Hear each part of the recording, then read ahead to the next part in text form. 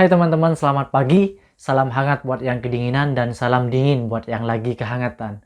Di dalam video kali ini, saya ingin berbagi tentang persyaratan apa saja yang dibutuhkan untuk bisa masuk ke Jepang di masa pandemi seperti ini. Di masa pandemi seperti ini, hampir semua negara itu membatasi keluar masuk antar negara lain kecuali ada kepentingan khusus.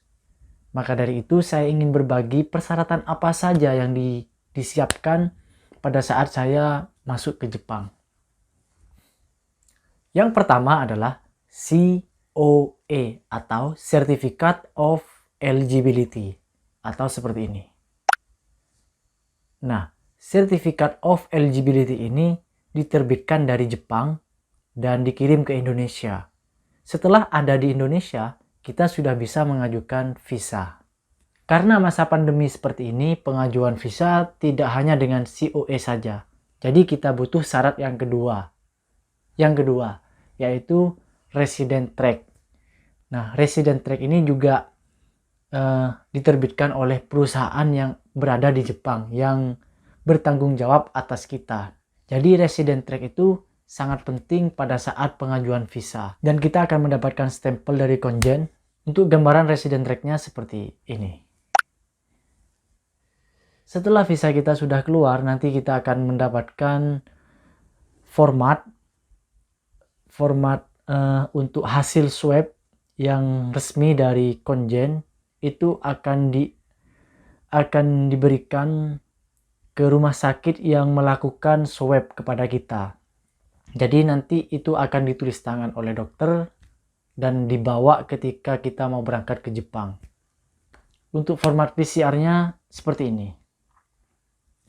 Setelah persyaratan sudah selesai semua, baru kita bisa memesan tiket kapan kita akan berangkat. Karena PCR testnya ini berlaku 72 jam, jadi kita harus melakukan PCR test sebelum kita berangkat minimal H-1 pemberangkatan. Jadi hasil PCR testnya itu nanti kita ada dua.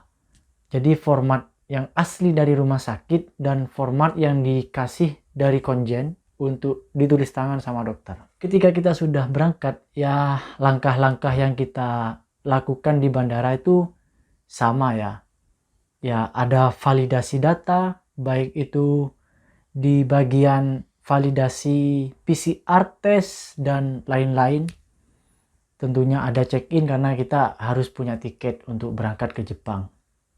Setelah di Jepang kita akan dites ulang. Jadi nanti ketika sampai di bandara Jepang, itu kita akan dilakukan tes COVID-19.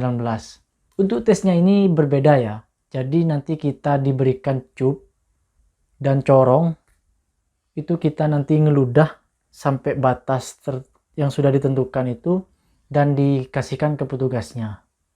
Setelah nunggu hasil tesnya dan hasil tesnya keluar, lalu kita bisa ke langkah-langkah selanjutnya yang dilakukan di bandara. Kita ikuti saja langkah-langkah yang dilakukan di bandara, itu sangat gampang sekali. Nanti ada petugas yang mengarahkan kita harus kemana dan kemana.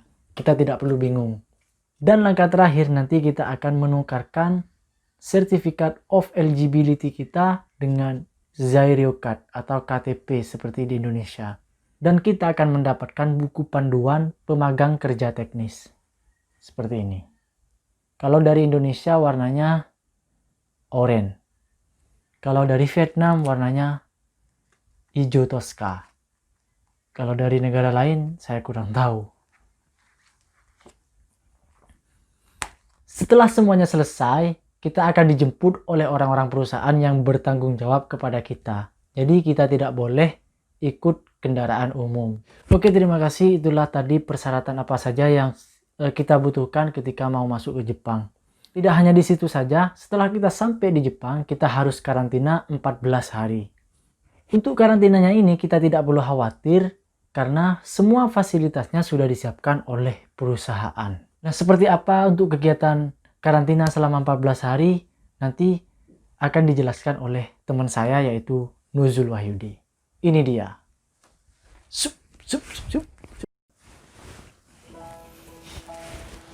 Hai, perkenalkan nama saya Nuzul Wahyudi, saya berasal dari Lampung. Saya lulusan dari Stikes Mitra Lampung Saat ini saya sedang berada di Jepang. Saya di Jepang ini mengikuti program magang dari Universitas Muhammadiyah Malang. Saya datang ke Jepang pada tanggal 29 Oktober. Kemudian dari tanggal tersebut hingga saat ini saya menjalani karantina selama 14 hari dan ini adalah hari karantina ke-10 saya. Di Jepang selama karantina kita tidak boleh melakukan kegiatan seperti ngobrol sama orang lain gitu, terus keluar dari tempat karantina dan pokoknya menjaga physical distancing. Terus selama karantina juga ada kegiatan yang yang biasanya kita lakukan, yaitu ngambil makan.